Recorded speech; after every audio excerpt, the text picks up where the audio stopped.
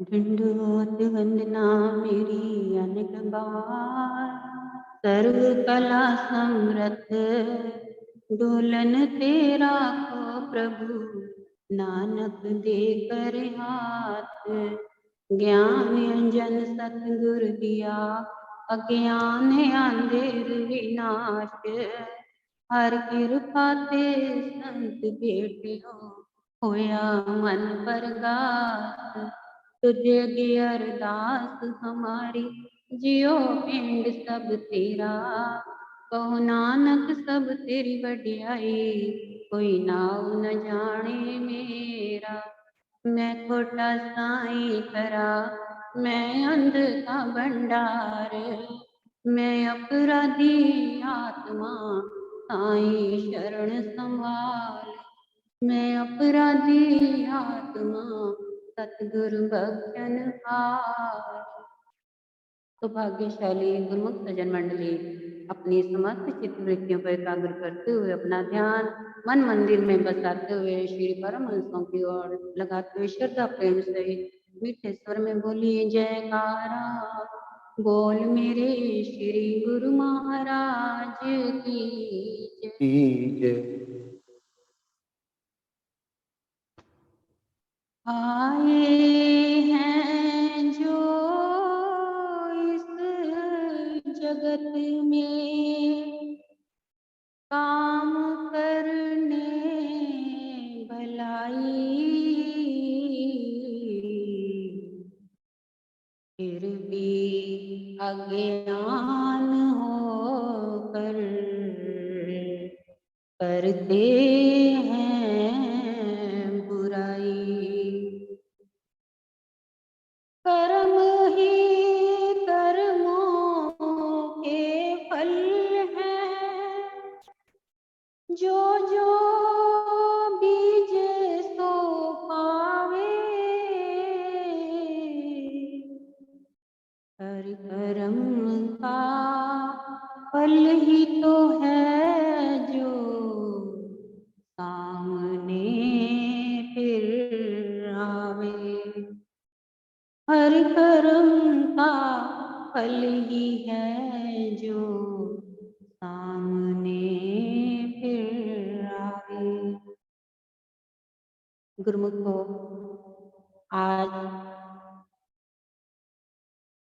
इस वर्ष का आखिरी हमारा सत्संग है और इसके बाद अगले 9 वर्ष से फिर से नई शुरुआत होगी। हम ये चाहते हैं कि ये जो जीवन मिला है हमारा, पिछला क्या गया, क्या खाया, क्या पिया, किसने क्या कहा, अच्छा या बुरा, गलत या सही, ये जितने भी निर्णय हैं ये हमें नहीं लेने हैं। हमें केवल अपने अंदर ये देखना है कि हम आगे की क्या करने वाले हैं। आगे हम कौन से कर्म बीज बोएंगे, जो पिछले वर्ष में हमें कैसे हमने कर्म बोए थे, जिसका नतीजा हमने भुगता, चाहे वो अच्छाई में चाहे वो बुराई में। और अगला जो वर्ष आना है, अब उसमें हमने पिछले से लेके अगले में अब क्या सुधार करना है, कैसा अपना जीवन चलाना है और किस प्रकार से अपने जीवन का मोल पाना है। क्योंकि जो बीत गई सो बीत गई, वो वापस नहीं आएगी, लेकिन आगे जो नई आ रही है हम उसका सुधार करके अपने जीवन का कल्याण अवश्य कर सकते हैं।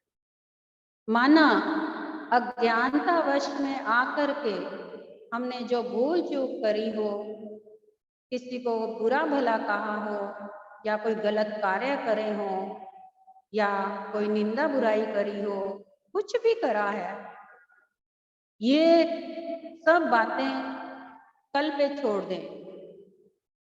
आगे हमने इन बातों में से छांट करनी है कि इनमें से कौन सी बात का कौन सा रिजल्ट निकल के हमारे सामने आया और हमें भुगतान करना पड़ा, जो कि हमें उसमें से दुख मिला या फिर सुख मिला। अगर जो दुख मिला है उन बातों को आप काटा फेर दें, क्रॉस कर दें, और जिन बातों से हमें सुख मिला है उन बातों को आप राइट कर दें और उन्हीं बातों को लेकर के आगे का जीवन आरंभ करें, नए साल की शुरुआत करें। क्योंकि समय तो यूं ही गुजरता जाएगा और गुजर रहा है। एक बार फूल जो डाली से टूट जाता है वो वापस दोबारा नहीं लगता डाली पर। तो जो हम एक बार मनुष्य चोला लेकर के आए हैं दोबारा नहीं आएंगे, और जो एक बार जो कर्म कर लिए हैं दोबारा हम उनको सुधार भी नहीं पाएंगे। इसलिए इस जन्म का विशेष लाभ उठाना है। इसी वर्ष हमने अपने आप में अपनी गलतियों का सुधार करना है।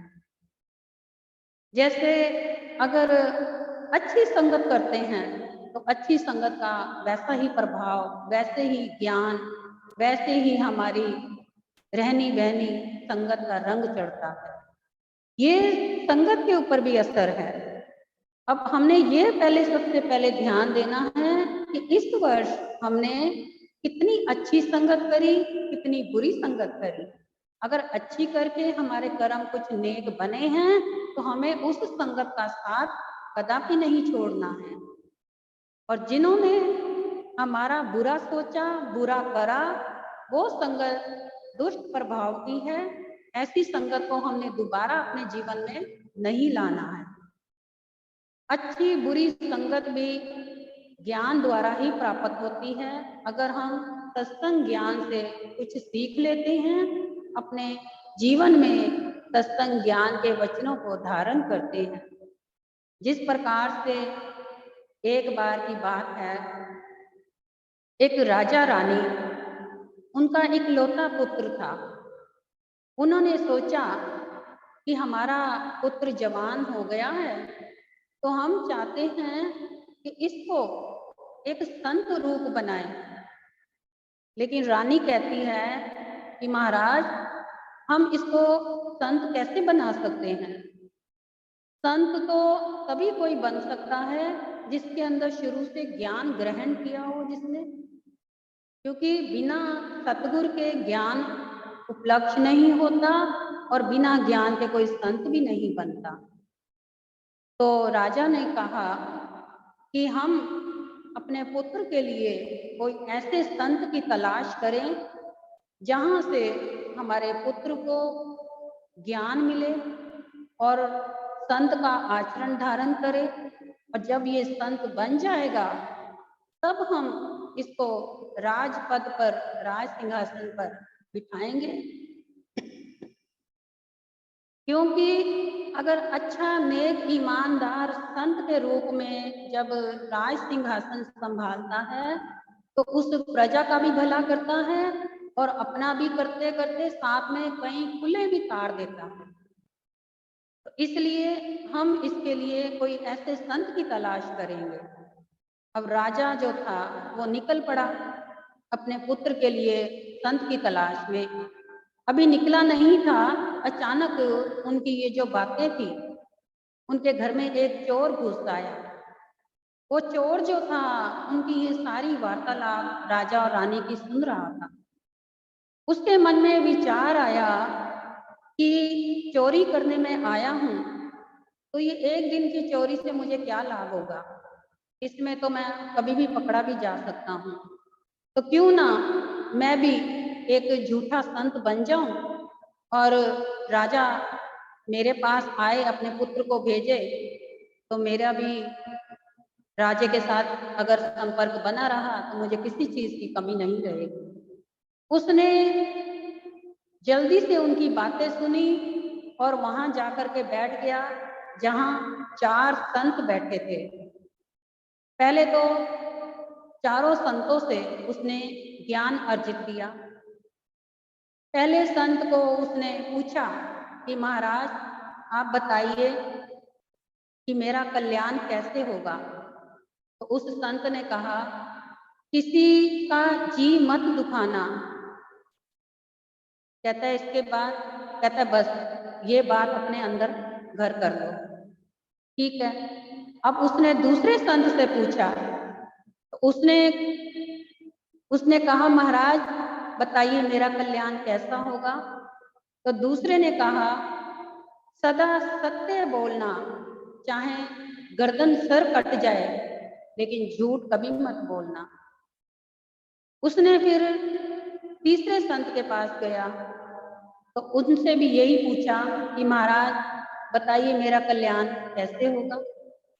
उन्होंने भी यही कहा, भगवान के नाम का जप करो, जहाँ राम है तहाँ जीवन की शाम है, इसलिए जीवन वहीं से शुरू होगा, वहीं पर आरंभ होगा। अब उसके बाद चौथे संत के पास गया, तो चौथे संत से पूछा कि महाराज आप बताइए मेरा कल्याण कैसे होगा। चौथे संत ने कहा, भगवान की शरण में हो जाओ। जिस प्रकार से एक कुंवारी कन्या जिसके साथ एक बार ब्याही जाती है वो उसी के संपर्क में रहती है, उसके अलावा किसी दूसरे पर दृष्टि कभी नहीं रखती। इसी प्रकार से भगवान की शरण में जाओ, भगवान के हो जाओ, और भगवान के अलावा किसी गैर को देखना भी महापाप है। अब उसने चारों संतों की ये जो बातें थी वो अपने अंदर धारण करी और जल्दी से गया और उसने भगवा चोला लिया और पहन करके उन संतों के 4 कदम दूरी पे जाकर के बैठ गया समाधि लगा के। इतने में राजा आया और राजा ने चारों संतों से जब देखा कि ध्यान में बैठे हैं, चारों संतों से उसने भी यही प्रश्न किए, तो चारों संतों ने यही जवाब दिए। लेकिन उसका ध्यान गया कि कुछ दूरी पे आगे एक 5वां संत भी बैठा है। उसके मन में आया कि एक बार 5वें संत को भी देख ले जाके कि हो सकता है इसमें कोई अच्छे और भी गुण हो। तो वो 5वें संत के पास गया तो पूछा, महाराज मेरा कल्याण कैसे होगा। तो 5वें संत वही जो चोर था, साधु वेश में बैठा था, उसने चारों बातें कह की, किसी का जी मत दिखाओ, सदा सत्य बोलो, भगवान का नाम जाप करो, भगवान की शरण में रहो। लेकिन 5वीं बात उसने क्या कही कि संत जैसा कहे वैसा करो, संत की आज्ञा में रहो। अब उसने राजा ने सोचा कि ये तो 5वां संत तो और भी महान निकला। उन चारों ने तो केवल एक एक ही बात बताई थी और 5वें संत ने तो पांचों बातें इतनी अच्छे सरलता से बता दी हैं, इतनी सरलता से कि मेरे के अंदर तो ज्ञान जागृत हो गया। तो क्यों ना मैं इसी संत के पास अपने पुत्र को शिक्षा ग्रहण करने के लिए भेजा जाए। अब उसने घर गया, रानी से बात करी और वही चोर जो संत बना बैठा था वो फिर से उसके घर गया, उसने खिड़की से ये सारी बातें सुनी। राजा ने कहा कि जो 4 संत बैठे थे उनके पास तो इतना ज्ञान नजर नहीं आया, लेकिन जो 5वां संत था उसके पास तो पांचों ज्ञान की बातें मिली, जिससे मुझे विश्वास हो गया कि वही संत कहलाने के लायक है, उसी के पास हम अपने पुत्र को भेजेंगे। अब उसने ये प्रण कर लिया। अब ये बातें जो थी चोर सुन रहा था, तो चोर के मन में राजा की ये बात सुन करके अंदर से एक जागृति पैदा हुई कि अगर ये 5 बातें मेरे अंदर हैं, अगर मैं इन बातों का गुण धारण कर लूं तो राजा तो सदा ही अपने बेटे को मेरे पास भेज देगा, कमी तो कभी नहीं रहेगी। अगर मैं सचमुच अगर संत बन जाऊं तो मेरे को तो स्वयं भगवान प्राप्त हो जाएगा, तो मुझे तो वैसी किसी चीज की कमी नहीं रहेगी। तो अब वो निकल पड़ा किसी सच्चे सुच्चे संत की तलाश में। जब वो संत की तलाश में निकलता है उसका विश्वास किसी पर नहीं जमता। क्यों? क्योंकि उसको मालूम है कि हर कोई अपने पीछे पीछे लगाता है, अपनी सेवा कराता है, ज्ञान कोई देने वाला नहीं मिलता। इस चक्कर में वो घूमता रहा, 1-2 दिन तक परेशान रहा, हार करके अंदर ही अंदर भगवान को याद करने लगा। इतने में भगवान विष्णु जो थे वो संत का रूप धारण करके आ गए और उससे कहने लगे कि बता क्या चाहता है तू? तो कहते हैं महाराज मुझे शिक्षा दें, मुझे वो ज्ञान दें, मुझे नाम की दीक्षा दें कि मैं अपना जीवन सुधार करूं और आपकी शरण में आ जाऊं। उन्होंने कहा ठीक है, अगर तेरे को ये बात चाहिए तो लेकिन एक शर्त है हमारी। वो क्या? कि हमें ऐसे किसी का सर काट के लाके दे जो किसी का जी ना दुखाता हो और सदा सत्य बोलता हो और भगवान का नाम जाप करता हो और भगवान की शरण में जाए और जैसा संत कहे वैसा करता हो। तो उसने तलवार ली, उसने सोचा कि ये जो 4 प्रकार के बताए हैं भगवान ने, ये तो चारों के चारों संत वहां बैठे हैं, तो इनको तो 1 मिनट में मैं इनका सर काट सकता हूँ। दौड़ा गया, दौड़ा दौड़ा गया, रास्ते में अचानक से उसके अंदर जागृति आई, ज्ञान जागा कि ये मैं क्या करने जा रहा हूँ, कि जिन्होंने मुझे बताया कि सदा सत्य बोलना, किसी का जी मत दुखाना, तो यहाँ तो मैं उनका सर काटने चला हूँ, ये तो बहुत बड़ा मुझसे अनर्थ हो जाएगा। तो वापिस आ गया, आकर के भगवान से क्षमा मांगने लगा और कहने लगा प्रभु ये चारों गुण जो आपने कहे हैं, ये चारों गुण किसी मेरे सिर के अंदर हैं, तो आप चाहें तो मेरा सिर काट दें, लेकिन मैं किसी का सर नहीं काट सकता। तो भगवान ने भी उसे कहा कि अब तू नाम दीक्षा के काबिल बन चुका है। तो भगवान ने उसे नाम दीक्षा दी। कहने का भाव अर्थ ये है कि अगर जीवन सुधारना है तो बड़े तरीके हैं, बड़े ज्ञान है, बड़े सत्संग है और साथ संगत का संग अगर मिल जाए तो जीवन हमारा पारावार हो सकता है और यही जन्म में सुधार कर सकते हैं। अगला जन्म किसने देखा? कहते हैं ना, ए जग मिठा अगे किन्ने डिठा।